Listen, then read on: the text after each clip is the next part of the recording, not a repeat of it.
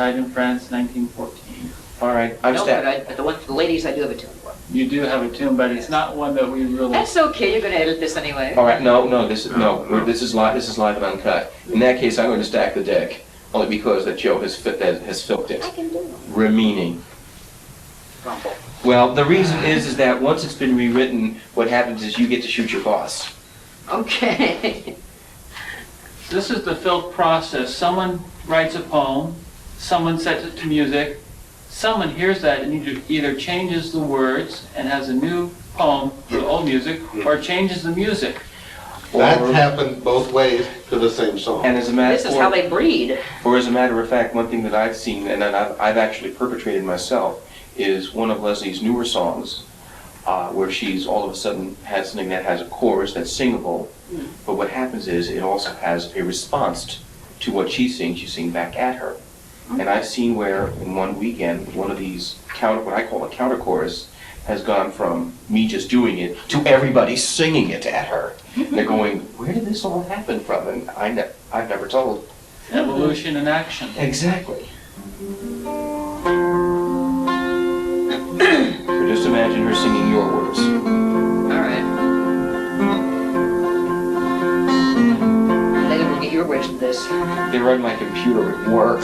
When I left home for the Lodge's sake by the Legion's road to Rimini, she vowed her heart was mine to take with myself and my shield to Rimini, till the eagles flew from Rimini.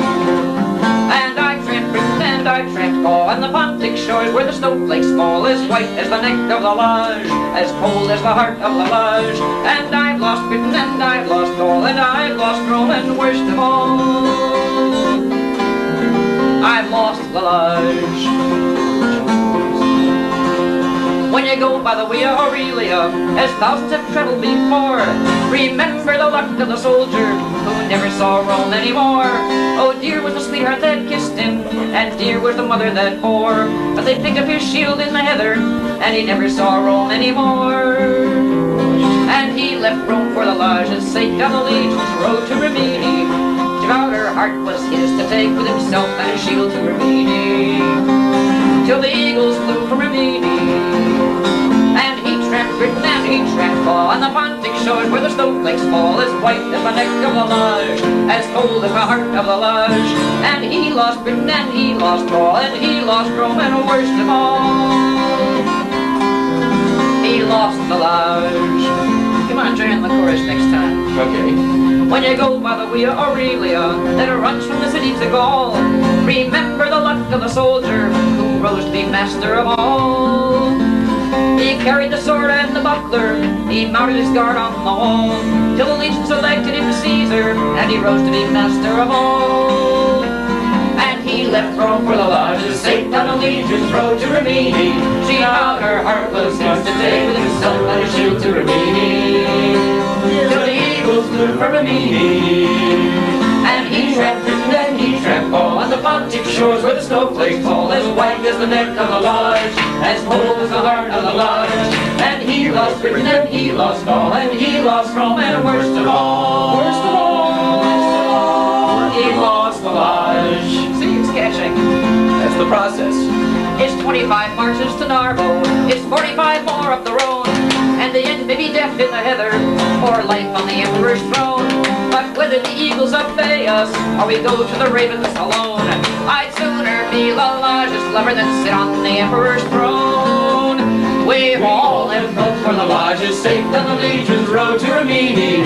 She vowed her heart was ours to take, with ourselves and our shields to Rimini, till the eagles flew from Rimini.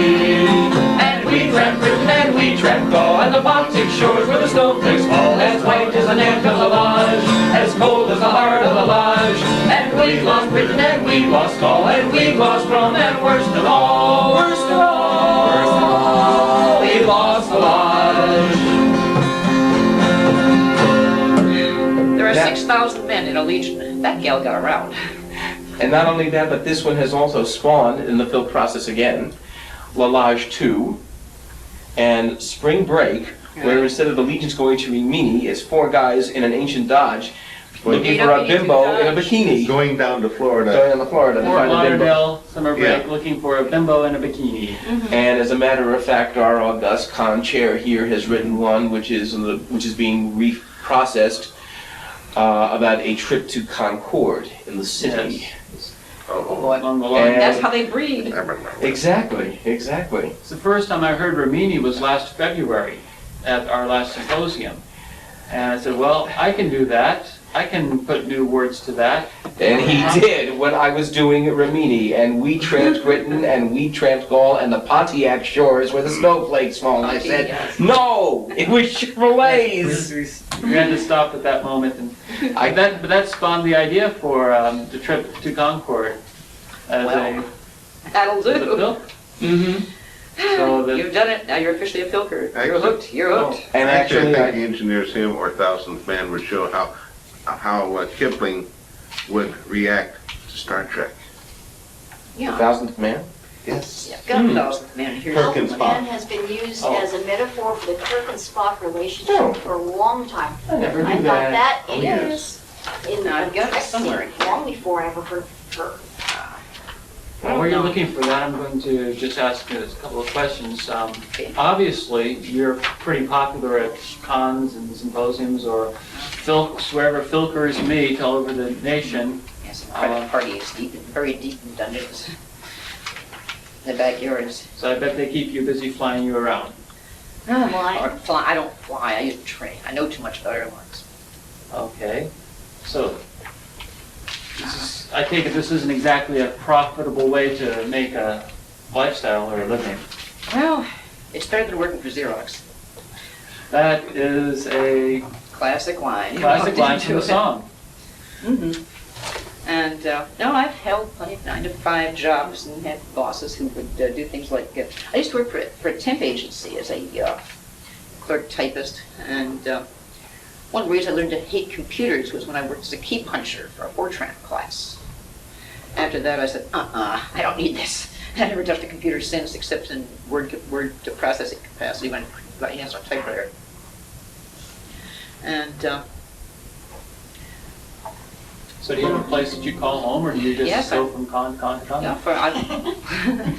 I lived in Chicago for 10 years, 12 years. So that's when I first got seriously involved in filking. Then I moved to California and got started in full-time filking and recording. Now I've moved down to Phoenix, where the weather is hot and the folks are light. Now, it's going to take a bit because this is down-tuned. Performing the ancient Chinese ritual known as tuning. Oh, we're into the ancient Chinese stuff.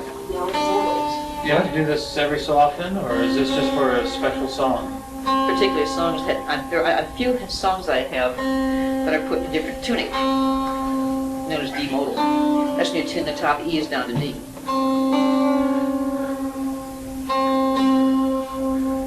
It makes for unusual fingering and rather remarkable sound, as you see.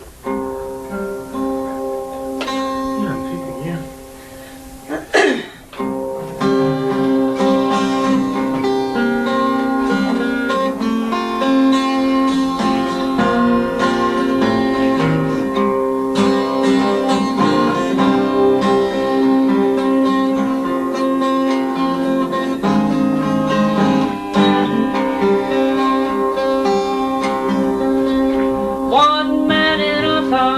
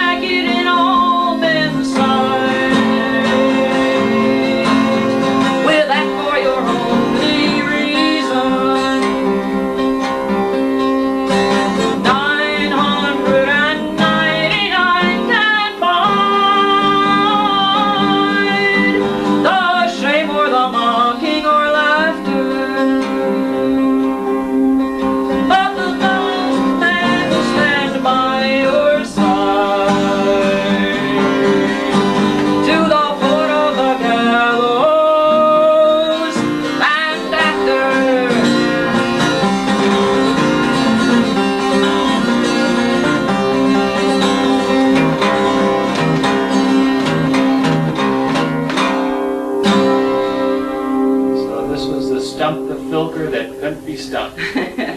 Well, there have been attempts to stump her. Right now, I could probably pull out some ideas because I know quite a bit of what's in her Well, repertoire. let's not pass those on to the others. Oh, no. No, we'll save that, although I will admit that if that does go as planned at Life 12 with me, I am in a lot of trouble because I can't play. I've got over 400 of Leslie's pieces in the big blue book of fish. But what we'll have to do then is save this videotape for the last night. So then after Stump the Filter has already passed. I'm thinking we've got about 40 minutes left. If it's okay with you, Joe, since we're more... Half an hour. Half an hour. We would like to, if it's okay with you, since we are more familiar with a lot of Leslie's stuff, I'd like to show some different aspects of the filk process here. Okay, the first thing there were two I'm thinking of right away, and I'm going to go with the one that I talked about where I created what I called a counter chorus. I forget the name, I just remember Sarajevo. I mean, I'll find that and then do that. Okay. You see, as I said, Leslie performed this at the first night of Consonance 1993, which was the first weekend in March. And I'm listening to this, and in the second chorus, I come up with an answer, as a response, as if you will, the madding crowds. And I don't know who else was there. I know you were there, and you were. But somehow, by the end of the weekend, everybody was doing that. And I'll let In harmony yet. in harmony, and it got to the point where nobody except these three knew where it came from. Leslie, John, and Mary Creasey. Leslie, John, and Mary, whoever else was in the circle that Friday night, knows where it came from. The rest of Filkdom thinks that it was just something that Leslie created. Honest. I just wrote Well, this song. the Utah students who see this know more than the Filkers do. Okay, this is one of my non-folk folk pieces, but I have to sneak in at a concert because when it's your concert, you can do anything you want. And so I snuck in a political piece among all my science fiction jobs, and then it just took off. As a matter of fact, as a reminder, if it hasn't happened already, one of the things that we're supposed to do is called the filk process, where you will hear this before and then after. You'll hear this as a before and after because the tape's being prepared after the con. Okay. The other thing you might remember on this, in the medieval times, the bard was the carrier of the news. He would write songs of what happened and move from place to place, literally singing for his supper. Which is why you get the verse, "Never anger a bard." Angering a bard has brought down kingdoms, literally. This is from the time before CNN. Now this is when the videotape. bards were the free press. When most people were farmers and were illiterate, or at best just could barely write their names. The guy who brought the news to the poor folks was your poor wandering bard. Part of a grand old tradition. And I have in my other book there a song that was written by some unknown bard, which is in fact a code song for Wat Tyler's Rebellion. For who now? Wat Tyler's Rebellion in the 1400s. I know which one she's talking Anyway, this is a news piece, news and opinion, yes sir, editorial page. And I'll bring in the counter on the second verse. I sang this to try it out and practice it on the Friday night built the night before, about, 2 in the morning? By the time my concert came up on Sunday, these jokers already had a lovely harmony to the chorus. I love it. Such is fame, such is popularity. Such as Leslie.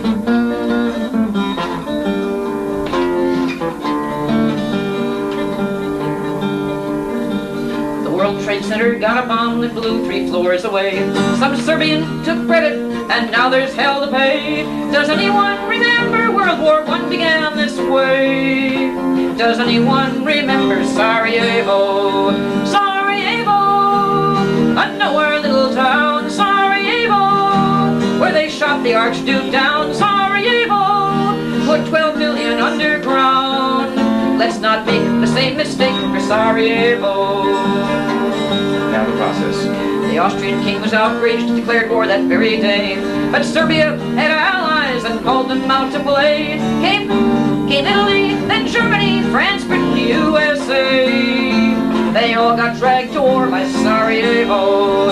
Sarajevo, Sarajevo. a nowhere little town. Sarajevo, Sarajevo. where they shot the Archduke down. Sarajevo, Sarajevo. put 12 million underground. Let's not make the same mistake for Sarajevo.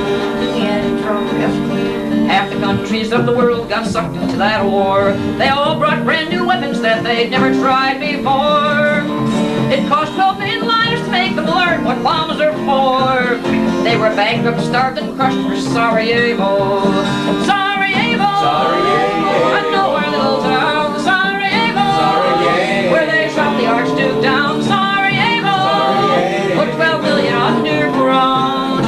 Let's not make the same mistake for Sarajevo. There's still our veterans living who can tell you of that show. We still can learn from history, there are better ways we know. Break it into 6 small countries and let the bastards go. And let them dance alone in Sarajevo. Sarajevo, I know our little town. Sarajevo, where they shot the Archduke down. Sarajevo, put 12 million underground. Let's not make the same mistake for Sarajevo. Let them sleep in hell in Sarajevo.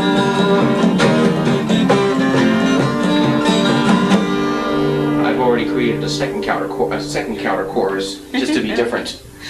Very powerful imagery and song. Oh yes. Yeah, what tickled me was that nobody on the news, none of the news people I saw who were yapping about all the news, the World Trade Center and the latest news from Sarajevo, managed to put the two together and remember history. Now, would you explain the decorations on the guitar strap? Okay, these are awards that I've gotten at various conventions. These particularly were given out by Boscone. Which is the which is the regional Yeah. science fiction convention for the Northeast Corridor. Right, this big one here, that's from Boscone 1985, in which I won the Fantasy Song Award for my song, The Sun is Also a Warrior. These two are from 1987 folk song contest, in which I won runner-up for, let's see, I won the best media song for Amateur Rebels, which is about like 7, what I find wrong with the series. And the best fantasy song for something called Destroyer of the Diadem, which is a song based on Joe Clayton's Diadem series. Now all these... Now, in addition to filking, you also, if I remember, are a master bard in the Society for Creative Anachronism? No, I haven't gone for any of the trials. I'm just well known as a bard in the society. And there is a story with that too, in that one day I get a call from John and Mary, who are my link to Leslie, because I do not know how to link with them, how to contact her now. They said, are you going to the local survivalist shop? Because one of the things that, amongst everything else, Leslie is a survivalist. Hey, why not? I've been in And your she asked me to pick up certain quote-unquote music supplies, which included 2 cargo parachutes. 2 cargo parachutes, camouflage netting, FBI videotape carriers, Big X-ray proof camera boxes. They're heavy, but they'll keep anything away from your videotapes. And as for the parachutes, do you realize that a 9-foot cargo parachute, if propped up on those bent rods that you can get for a dome tent, makes a really wonderful tent? this is all music supplies for when she goes to the Penzic Wars. Now, the Penzic Wars are an SCA event which happens back in Pennsylvania, if I understand correctly. And the last Penzic War I was at had something like 10,000 people who showed up to bash on each other. And And the bard walks through it unscathed. hey, bards have more maybe you can believe. There's one group within the SCA called the Two Chucks, which would be bad news. Because they built their whole persona, their group persona out of some characters from, if you please, the Gore novels by John Norman. And the,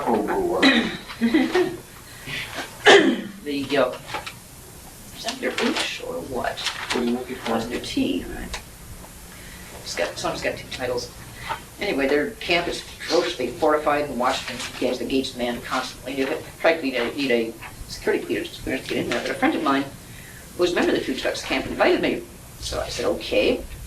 And in order to impress the two chucks, you gotta go far. So I brought with me my blue retinue. All the fans were following me around. I had them bring things like firewood, hamburger, a flask full of scotch. And I brought a song which I'm not going to sing for this. It's called The Blowin' Nose Blues, or nobody knows what I'm singing. Oh no, don't you dare. I'm not, don't worry. And I sang that, and the chief dog, the top dog of the two chucks, that made him laugh so hard he fell down and crawled away. After that, I was welcome in two chucks camp. So bard can go anywhere. Now do as a bard, do you just do period pieces for the SCA, or do you do some of the futuristic stuff also? Hold on. She does songs about the SCA, for the SCA. Okay. Like Such as- history of the SCA, or, Like this one, which is ultimately called True Story and Harmless Historical Nuts. she just wrote this one, by the way. Oh, so this is a fresh fish. Fairly fresh. It was debuted at Worldcon. Which was last month. Hard to Okay. Now I want you to sing along in the chorus, children. This is what I usually tell people. I won't hang for this alone. Just waiting for the invitation. Okay. Just waiting for the Chorus chorus. goes. Harmless historical nuts who wear boilerplate on their butts, who dress up in clothes from the 12th century to bash on each other with sticks and debris, and make up the world's biggest private army. Just harmless historical nuts.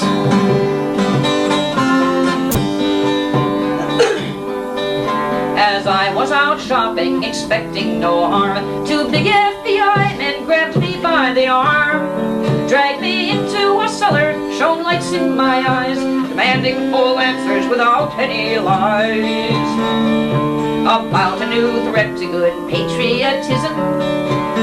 You can see it coming. This society for creative anarchism. I said they're just harmless historical nuts who wear boilerplate on their bus, who dress up in clothes from the 12th century to bash on each other with sticks and debris, and make up the world's biggest private army. Just harmless historical nuts.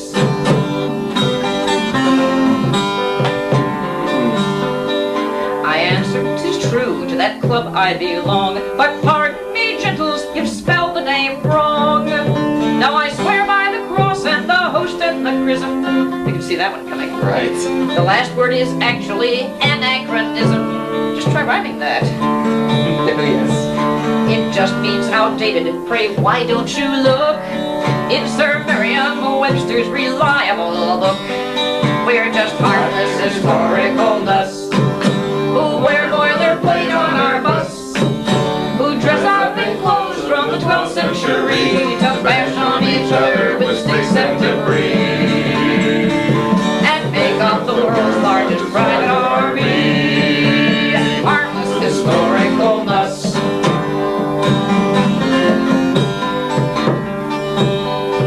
When finally persuaded to look up the word, they blushed and they winced loud enough to be heard. They hastily sent me back out on the street, Away. but I knew 'twasn't over and once swore we'd meet. So I passed on the warning to realms far and near, to give the impression for all the next year that we're just harmless historical nuts who wear boilerplate on our bus, who dress up in clothes from the 12th century to bash on each other with sticks and debris, and make up the world's largest private army. Harmless historical nuts.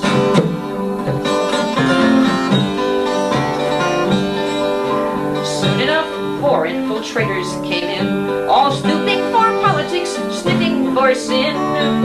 Well, 3 went away again, scratching their heads, but the 4th quit his job and turned stick jock instead.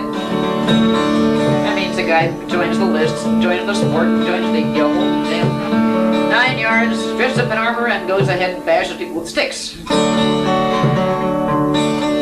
He's won coronets, he's in love with the sport, And we still have a copy of his last report. Oh, It says we're just harmless historical nuts who wear boilerplate on our bus, who dress up in clothes from the 12th century to bash on each other with sticks and debris, and make up the world's largest private army. Harmless historical nuts. Harmless historical nuts.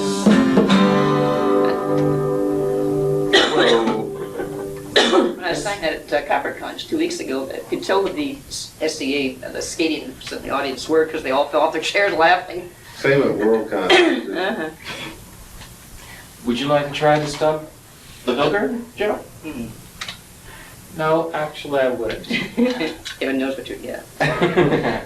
Well, if we keep it rated for the students at BYU, well, the one thing we are staying away from is religion. I will not get into Don't that. make generalizations though. All right. Because filkers are unique no matter what culture they come from. They all have one thing in common, and that is a love of the folk music process, love of science fiction, and well, we stay away from the obscene stuff, but It occurs. there is still plenty of fine material there. Well, you were in the Body Filth the first night, weren't you? The Body Song Spell. I walked in and out. Mostly out. Good stuff there. It's an experience, yes, but, which I would recommend taking children to, of course. That's why we hold them usually after 10 After midnight. After midnight normally. And it's not music I would normally write. Well, that's not. Okay, well, I'll give you some chance. Oh, I know. You figure the songs run anything from A, or Z. from Argo to Zero game. Zero Game or what have you, or Zero G. Zero J, yeah. No, that's Diana's. No, I'm just saying songs in general. I'm not saying Leslie's songs. And you can, and in the filters in the book, you can find everything from songs about real space Songs to about cyberspace. computers Oh, yes. to Cats. cats. To 14th century coded songs about rebellion. Right, this is concerns an old pagan custom called the hunting of the Wren, which was done at the winter solstice, which later became used as a cover for revolution in the 13th century. And actually the 14th century was monetized in the 1300s. And this is an honest to God code song that was used by the conspirators that period. And it happens to mention what was at the time the super weapon of the age.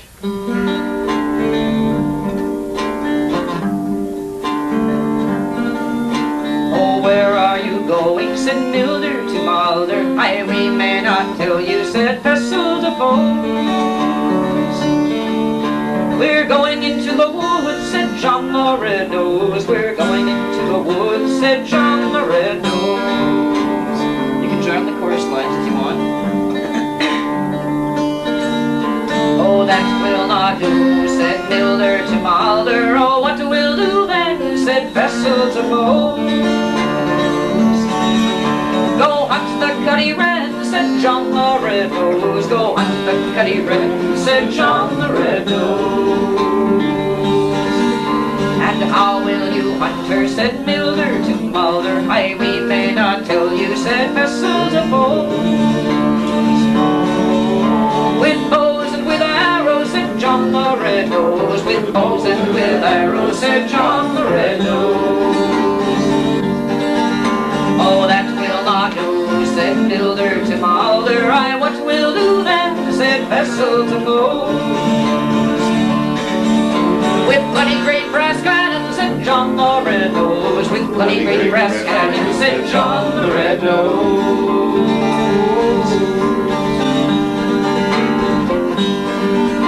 Oh, how will you bring her back, said Milder to Mulder. We may not tell you, said Pestle to Foes. On 4 strong men's shoulders, said John the Red-Nose. On 4 strong men's shoulders, said John the Red-Nose. Oh, that will not do, said Milder to Mulder. What will do then, said Pestle to Foes. On hands without numbers, said John the Red-Nose. On hands without numbers, said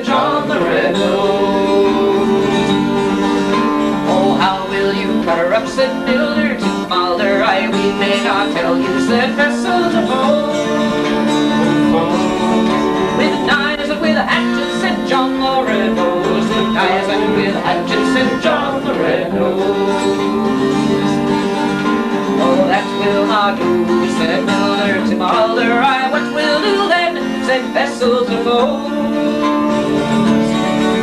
With torches and axes, said John the Red-Nosed. With torches and axes, said John the Red-Nosed. Oh, how will you cook her, said Miller to Mulder. Aye, we may not tell you, said vessels of old. In bloody great brass cauldrons, said John the Red-Nosed. In bloody great brass cauldrons, said John the Red-Nosed. Oh, that will not do, said Miller to Mulder. Aye, what will do then, said vessels of old. In castles on fire, said John the Red-Nosed. In castles on fire, said John the Red-Nosed. Oh, we'll get the spare ribs, said Miller to Mulder. Aye, we may not tell you, said vessels of old.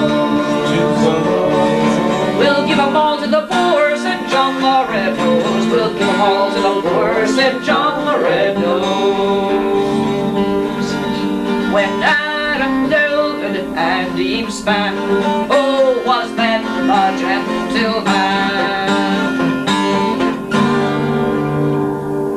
Some Wren. Our time is running short because Leslie does have a commitment. I think I would like to close with, if you could get Ready Ship of Stone, which is the way that you did your Science Fiction Channel interview. Okay. Again, for Joe Ficklin, I'm Mike Liebmann. We want to thank Leslie for giving us of her time. To our camera person, John Creasey, and his lovely wife, Mary. I have to mention Mary. She's my accompanist for a lot of stuff. And so was Leslie, for that matter. So this will be the last song of the evening, the last song on this tape, and this is Ship of Stone, written, words and music. The words are by Don Simpson, who gave me a rough idea of the tune he wanted, and I filled in the rest. And this is mainly Don Simpson's Don song. Simpson's. This man writes only 2 occasional songs because they're all very, very good. I'm really proud of this.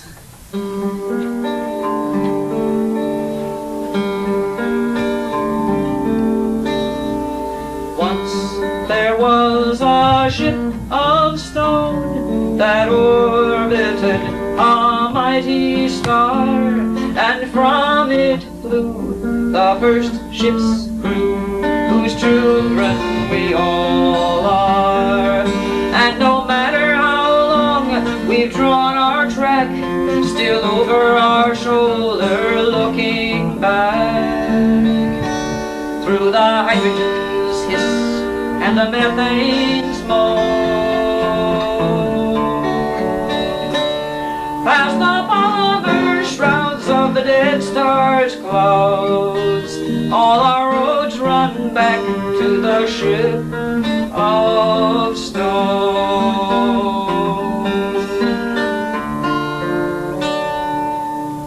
There the first crew all were made, and wakened from unknowing sleep by the boundless sight of heaven's height and the fires on the deep.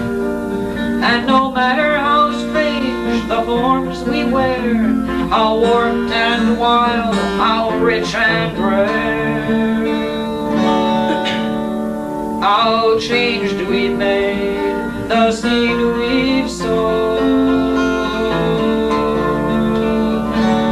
We are blood of those whose singing rose from the body of the ship of stone.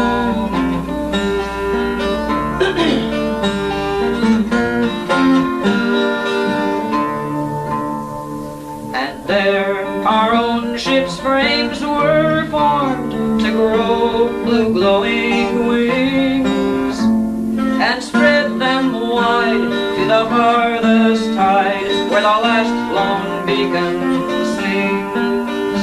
And no matter how tight the net they they not of our whip where the wheel of light is caught? How strange and lost, how grand they've grown.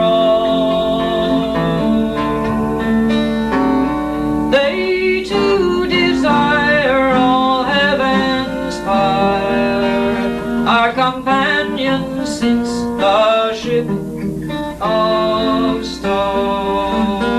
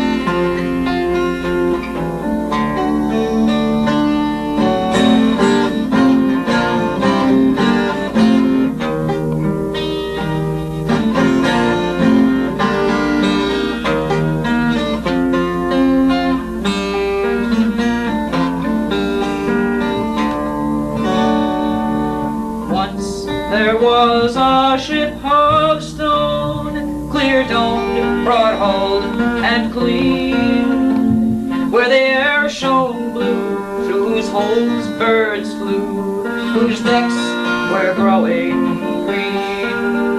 And no matter how odd these things may seem, as madly mazed as shards of dream,